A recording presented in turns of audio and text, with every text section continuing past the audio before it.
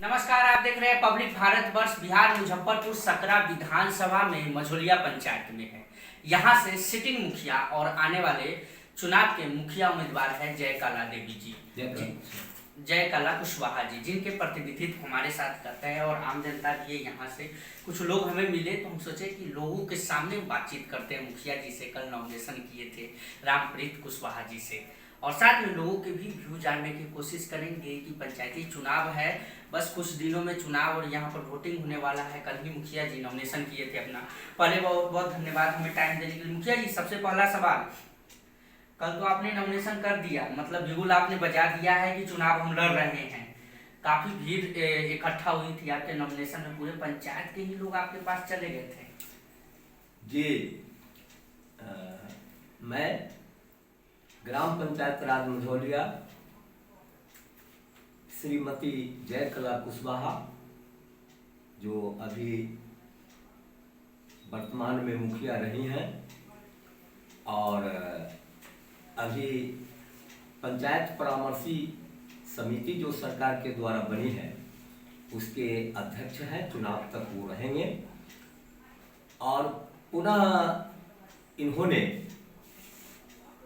अगला जो चुनावी प्रक्रिया प्रारंभ है उसके तहत कल 21/9/2021 को ग्राम पंचायत राज मझोलिया के मुखिया उम्मीदवार के रूप में अपना नामांकन पत्र दाखिल किए हैं और जनता के समर्थन के साथ और काफी संख्या में जनता इनके साथ थी। इसका ये वजह है कि इनके प्रतिनिधि के रूप में जो हमने ये 5 वर्ष का कार्यकाल बिताया है, इसमें हमने भरपूर इनको सहयोग किया है और गरीब जनता के लिए जो काम किया है वो काम सराहनीय रहा है। और जनता के सुख दुख में जहां कहीं भी खोजने का काम किया है जनता, या कहीं अलग से भी सूचना कहीं हमको उपलब्ध हो गई है कि हमारे जनता के साथ इस तरह की कठिनाई है, तो वहाँ मैं अविलंब पहुँच करके उनके कठिनाई को दूर करने का काम किया है, चाहे वो दिन हो चाहे वो रात हो। और ऐसे मैं जनता के लिए एक दिन और एक रात में जो 24 घंटा होता है उसमें मात्र मैं 4 घंटा से 5 घंटा समय अपने उपयोग के लिए सोने के लिए रखता हूँ, और बकिए जो सारा समय है वो मेरा जनता के ही बीच बीतता है। इसलिए ये स्वाभाविक है कि जब हम जनता के लिए अगर समर्पित है तो जनता भी हमारे साथ समर्पित रहेगी और पूर्व से भी है। क्योंकि मैं 2001 से इस ग्राम पंचायत राज मझोलिया का प्रतिनिधित्व करता आ रहा हूं, और चाहे वो मुखिया के रूप में हो, चाहे 2 कार्यकाल में पैक्स अध्यक्ष के रूप में भी रहा हूं, और इन सभी कार्यकाल में हमने जनता के लिए ही काम किया है। क्योंकि आरक्षण के अवधि में 2 बार ऐसे प्रतिनिधि चुन करके आए और वह प्रतिनिधि आज भी है प्रतिद्वंदी के रूप में, लेकिन इनके कार्यकाल में भी, ये दोनों कार्यकाल जो हुआ है उस कार्यकाल में जनता की जो समस्या आई है या झगड़ा झंझट विवाद सुलझाने का काम हुआ है। जब तक मैं वहां नहीं पहुंचा हूं तब तक वह विवाद समाप्त नहीं हुआ है। क्योंकि ये दोनों प्रतिनिधि के रूप में जो आए हैं वो इतना टैलेंट नहीं थे कि जनता को वो समझा सके, बुझा सके और इनके बातों पर विश्वास हो। यही कारण है कि जनता में मेरा एक अपना विचार व्यवहार के कारण अलग छाप है। और यही कारण था कि कल श्रीमती जयकला कुशवाहा जी का जो नामांकन हुआ उसमें पंचायत की अधिक से अधिक जनता की भागीदारी रही। मुखिया जी, एक बात हम जानना चाहेंगे, जिस तरीके से जनता का आपने प्रयोग काफ़ी किया, जनता के लिए आपने काफ़ी काम किया है, गरीब गुरबा लोगों के लिए हर एक फंडों का लाभ आपने दिलवाने का काम किया है। क्या लगता है जिस तरीके से आपने मेहनत की है और जिस तरीके से लोगों को बीच में जोड़ने का काम किए हैं, आने वाले वक्त में फिर से यही मेहनत और यही लगन रहेगी? जी हाँ, मैंने जो इसके पूर्व जो काम किया है वो एजेंडे के साथ मैं काम किया और मेरा जो जनता के विकास के लिए 5 एजेंडा को मैं प्राथमिकता के रूप में रखता हूं।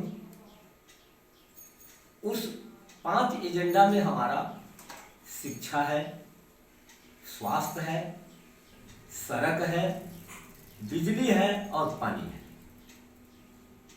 ये 5 विकास की ये मुख्य धारा है, मुख्य एजेंडा है और इस पर मैं अच्छा तरह से काम किया, लगन से काम किया, मेहनत से काम किया और उसमें हमको इस 5 एजेंडा में लगभग मैं समझता हूं कि 90% हमको सफलता मिली है और 10% जो कमी रह गई है उसको पूरा करने के लिए जितना मैं इस कार्यकाल में किया हूं उससे कई गुना बढ़ चढ़ करके और आने वाला जो कार्यकाल होगा उसमें मैं करूंगा। दूसरी बात यह है कि कुछ जो गरीब किसान, मजदूर और निम्न वर्ग के जो लोग हैं उनके जो सुख दुख का राज्य सरकार का या केंद्र सरकार का योजना है। अब गरीबों के लिए जैसे मान लीजिए कि वृद्धावस्था पेंशन है, अब उसमें भी 4 तरह के पेंशन होता है। एक राष्ट्रीय वृद्धा पेंशन है, दूसरा राष्ट्रीय विधवा पेंशन है, तीसरा उसमें लक्ष्मीबाई पेंशन है और चौथा उसमें निःशक्त पेंशन है, दिव्यांग पेंशन है। तो उस पर भी हम बहुत ही मेहनत लगन के साथ काम किया है और उसमें भी 95% लोगों को उस योजना से लाभ दिया है। अब आइए कि प्रधानमंत्री आवास योजना, इसके पूर्व में इंदिरा आवास योजना चलती थी। केंद्र सरकार ने इंदिरा आवास योजना बंद करके और प्रधानमंत्री आवास योजना प्रारंभ किया और उस योजना का भी लाभ हमने लोगों को दिया और निःशुल्क आप सत्यापित कर सकते हैं, आप इसकी जानकारी ले सकते हैं जो लाभार्थी है। हाँ, भले ही इसमें मेरे नाम पर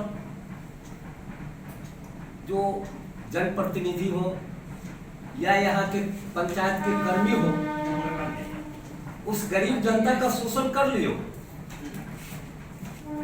जिसकी जानकारी अगर बाद में हुई है तो उस पर भी हमने कार्रवाई करके उसको कहीं कहीं वापस दिलाने का भी काम किया। लेकिन मेरे तरफ से ये गरीब की योजना जो है, आवास योजना है, उस पर सख्त हिदायत है आम जनता को कि आप किसी को एक पैसा नाजायज नहीं दें। अगर कोई मांगता है तो हमको बता दो, लेकिन कहीं कहीं अंधेरे में रह करके, गलतफहमी में डाल करके जनता का शोषण लोग कर लिया जाता है, कर लेते हैं, जो गलत है। मेरा मानना है कि सरकार 1,20,000 रुपया प्रधानमंत्री आवास योजना में देती है और 28,000 रुपया जो उसमें मजदूर काम करते हैं, राजमिस्त्री का काम होता है या रेजा मिस्त्री का काम होता है, उस मिस्त्री के भुगतान की भरपाई हम मनरेगा योजना, महात्मा गांधी रोजगार योजना से उसको पूरा करते हैं, जिसमें 28,000 रुपया कुल मिलाकर के 1,48,000 रुपया हम भुगतान करवाते हैं। तो हमको भी आग्रह करते हैं लाभार्थी से कि 1,48,000 रुपया अगर आपको सरकार अनुदान के रूप में देती है, तो चूंकि आपको घर बनाना है, अपने लिए बनाना है, उस घर में आपको अपने रहना है, तो थोड़ा सा मेहनत परिश्रम करके कुछ और लगा करके अच्छा घर बनाइए। और अच्छा घर बनाइएगा और जब अपने घर में वास कीजिएगा तो हम आपके घर पर आएंगे और एक गिलास अगर पानी हमको पिला दीजिएगा, यही हमारे लिए संतुष्टि होगी। ठीक है, उसके बाद ठीक है, ये इस पे हमने काफी बातचीत की थी इससे पहले भी। हम ये जानना चाहेंगे, चुनाव लड़ रहे हैं, कोई बात नहीं, चुनाव लड़ रहे हैं आप मुखिया जी, इस बार लोगों से काफी आपका समर्थन मिल रहा है, क्या लगता है जिस तरीके से लोगों का समर्थन मिल रहा है, कोई टक्कर में नहीं है? देखिए, सबसे पहले तो चुनाव में तो प्रतिद्वंदी होते ही है। हाँ बिल्कुल। तो जो भी प्रतिद्वंदी है वो कोई नए प्रतिद्वंदी नहीं है और उनके कार्यकाल से, अब मैं आपको बता दूं, आज एक वैसे प्रतिद्वंदी है जो 2006 से लेकर के 11 तक प्रतिनिधित्व किए आरक्षण के कारण, और जिस समाज ने उनको सम्मानित करने का काम किया, मुखिया के पद पर बैठाने का काम किया,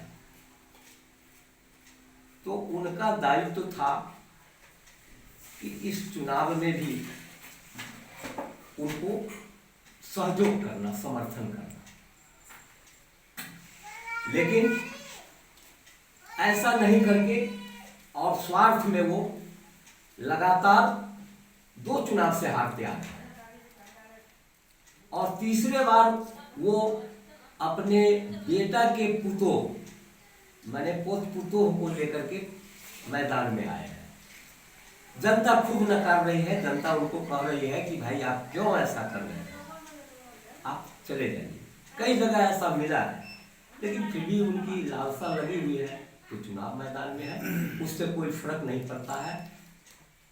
दूसरे प्रतिनिधि के रूप में है जिनका भी कार्यकाल 11 से लेकर 6 साल तक बीता है, वो भी मैदान में है। तो पिछले बार 16 में जब वो चुनाव लड़े तो अपनी पत्नी को चुनाव मैदान में उतारे, हार चुके हैं। उनका तीसरा चौथा नंबर था विगत चुनाव में। अब वो अपने पुतोह को उतार करके मैदान में आए हैं। तो सवाल है कि उनके क्रियाकलाप से, उनके कार्यकलाप से जनता तो अवगत है कि आपने कितना 5 साल में विकास किया जी। ये सर्वविदित जी। मुखिया जी जी बताइए। उसके बाद एक और प्रतिनिधि है, प्रतिद्वंदी के रूप में है, उनको भी जनता 15 साल का मौका दिया है अच्छा। और पंचायत समिति के रूप में उन्होंने काम किया है। पंचायत समिति निर्वाचन क्षेत्र संख्या 32 माननीय भोलाराम। तो 15 साल में उनकी क्या उपलब्धि रही है वो जनता के बीच रखेंगे। अगर दूसरे 31 हमारे यहाँ 2 पंचायत समिति का क्षेत्र, जी जी पता है, लेकिन जब 31 के जो पंचायत समिति के जो प्रतिनिधि थे और इस कार्यकाल में जब वो अपने क्षेत्र में 3 योजना उन्होंने किया, छोटा हो या बड़ा हो उससे कोई जनता को मतलब नहीं, लेकिन 15 साल में ये अपने क्षेत्र में 32 में एक भी योजना नहीं लगा। और जहां तक हमको जानकारी मिली है कि उनका वार्ड संख्या 9 में घर है, वो गरीब का मोहल्ला, अनुसूचित जाति का मोहल्ला है, वहां जाने के लिए सड़क नहीं था, लोग कष्टमय जिंदगी जिताते थे, लेकिन वहां सरकारी जमीन भी नहीं थी, निजी जमीन लोगों से आग्रह करके 3-4 लोगों का उसमें निजी जमीन था, उन लोगों से आग्रह करके निवेदन करके और राज्यपाल के नाम पर एग्रीमेंट करा करके और वहां हमने सोलिंग सड़क को सोलिंग बना करके और सड़क बनाने का काम किया है, जहां से उन मोहल्ले का आवागमन सुलभ हुआ है। तो जनता तो पूछती है, जनता तो पूछेगी कि जब 15 साल में आप अपने घर, उसी में उनका घर है, और जब अपने घर तक जाने के लिए एक सड़क नहीं बना सके तो फिर उनसे उम्मीद क्या किया जा सकता है? उम्मीद क्या किया जा सकता है? एक लास्ट सवाल। एक बात और दूसरी बात कि जो भी प्रतिद्वंदी है या जो भी लोग चुनाव में मैदान में है, तो चुनाव का कोई सिस्टम होता है, चुनाव का कुछ नियम होता है और चुनाव का कुछ एजेंडा होता है। तो मेरा मानना है कि जो भी प्रतिद्वंदी है उनके पास न कल तक किसी तरह का एजेंडा था और न आगे भविष्य में उनका कोई एजेंडा है जिस एजेंडे के तहत वो चुनाव लड़ने आ रहे हैं। जी, चुनाव नहीं लड़ने आ रहे। एक लास्ट सवाल करना चाहेंगे मुखिया जी, मझौलिया पंचायत से चुनाव लड़ रहे हैं, एक ये हमें बताइए कि सर्वप्रथम जीतने के बाद यहाँ से जीत रहे हैं आप, जनता के बीच काफ़ी मतलब जोर शोर से है कि रामप्रीत जी ही आ रहे हैं, जयकला कुशवाहा जी आ रहे हैं। एक लास्ट सवाल, जीतने के बाद आएंगे तो सर्वप्रथम किस पे काम करने वाले हैं आप, क्या सोच रहे हैं? देखिए, जीतने के बाद मैं पूर्व में भी आपको बताया हूँ, एक बार और बताइए यहाँ की जनता को कि जो मेरा 5 एजेंडा है वो एजेंडा मेरा जारी रहेगा जी। उसके अतिरिक्त जी। गरीबों की जो लाभ की योजना है, चाहे वो प्रधानमंत्री आवास योजना का लाभ हो, चाहे वो पेंशन का लाभ हो, चाहे किसानों की जो समस्या है, क्योंकि मुख्यतः किसान जो है उनके साथ बहुत सारी समस्या होती है, सरकार ने व्यवस्था किया है, लेकिन उस व्यवस्था से हम संतोषप्रद नहीं रहते हैं, क्योंकि इसके पूर्व भी हमने कहा था कि अगर सरकार का जो सोच है, सरकार ने जो व्यवस्था लगाया है, सरकार के जो मुलाजिम है वो अगर जनप्रतिनिधि के साथ अगर मिल करके काम करे तो आम जनता को कहीं कठिनाई नहीं, लेकिन ऐसा नहीं हो पाता है। तो मैं उन कर्मी से और पदाधिकारी से निवेदन करूंगा कि पहले इस व्यवस्था को पंचायत में दुरुस्त किया जाए। दूसरी बात यह है कि इन तमाम एजेंडा को रखते हुए, गरीब गुरबा की जो योजना है उसको रखते हुए एक मेरा और उद्देश्य है, विशेष उद्देश्य है, और वह है कि जो हमारे पंचायत के कुशल मजदूर हैं, कुशल मजदूर में जो भवन निर्माण से संबंधित मजदूर होते हैं, उसमें राजमिस्त्री के काम करने वाले हैं, बढ़ई के काम करने वाले हैं, लोहार जाति के हैं जो मकान से संबंधित काम करने वाले हैं, उसमें बिजली से संबंधित काम करने वाले हैं, वो मजदूर हैं, प्लम्बर का जो काम करने वाले हैं वो मजदूर हैं, और राजमिस्त्री के साथ रेजा मिस्त्री अथवा पेंट करने वाले हैं जो पेंटर है वो भी उससे संबंधित है।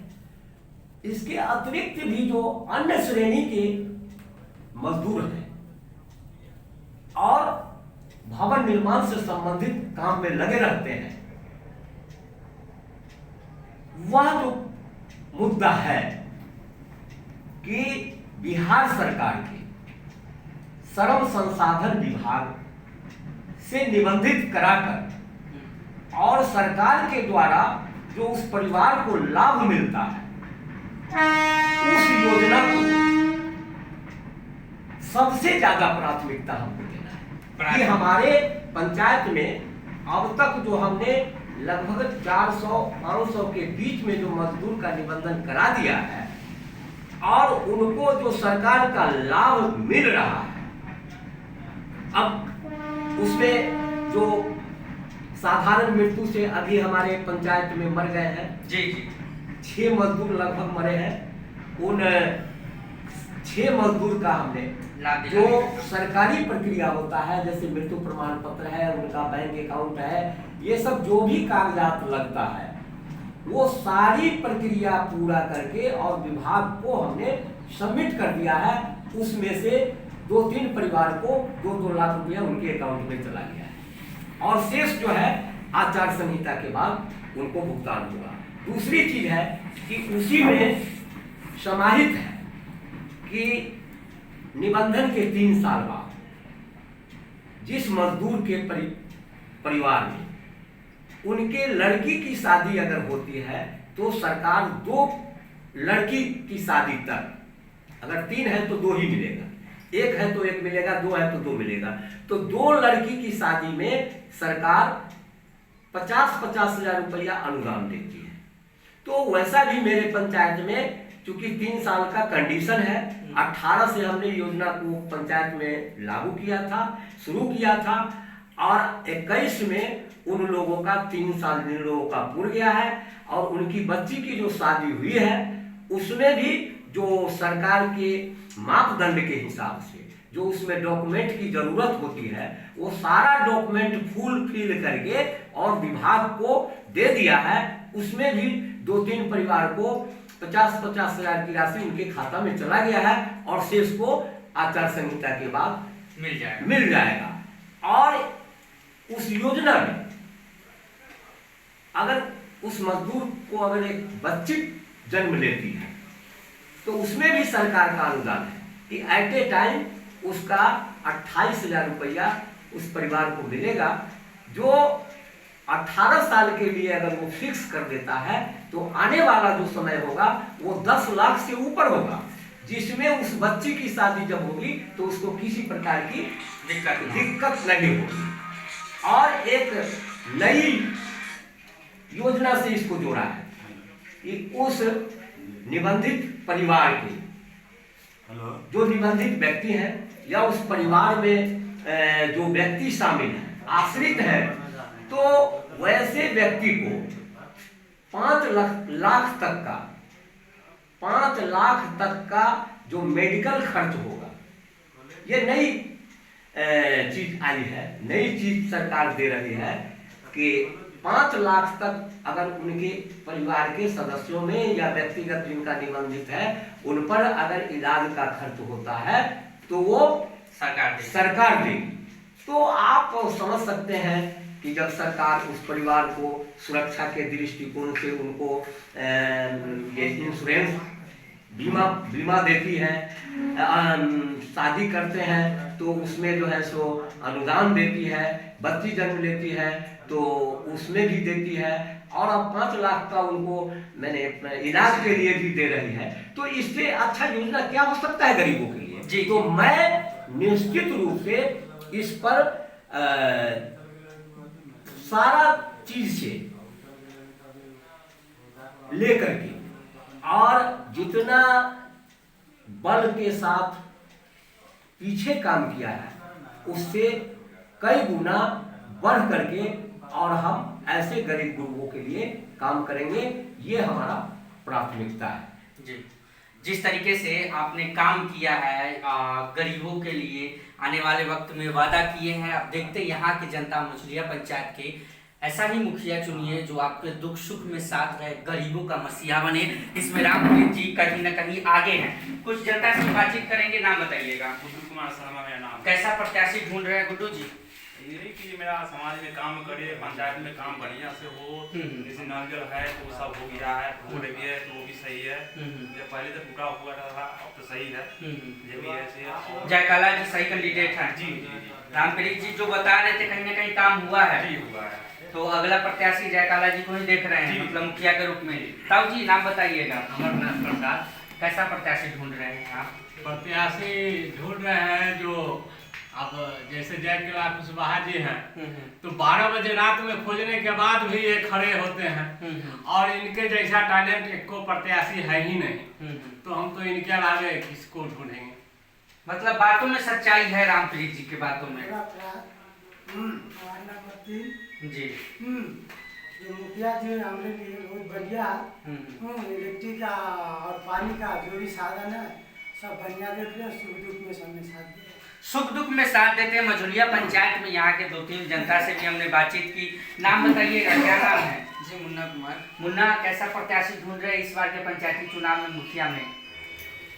ऐसा जो मान लीजिए जो जब हम खोजे उस टाइम मतलब मिलने चाहिए। जैसे में ये हुए मतलब कुशवाहा जी, जब कोई भी मतलब कभी भी कोई खोजता है तो हाजिर रहते हैं। और ये जो इन्होंने बताया अभी 5 एजेंडा के बारे में 100% सही है।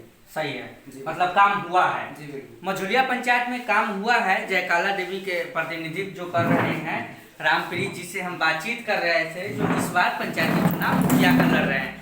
और देखते हैं आने वाले वक्त में, जितना जनता बता रही थी कि बातों में सच्चाई है, अब यहाँ की जनता को सोचना होगा गरीब गुरबा लोगों के लिए जो मसीहा बने उन्हीं को आप वोट दीजिए और वैसे ही प्रत्याशी को मुखिया बनाइए जो आपको कभी भी आप ढूंढे तो आपके लिए तत्पर हो।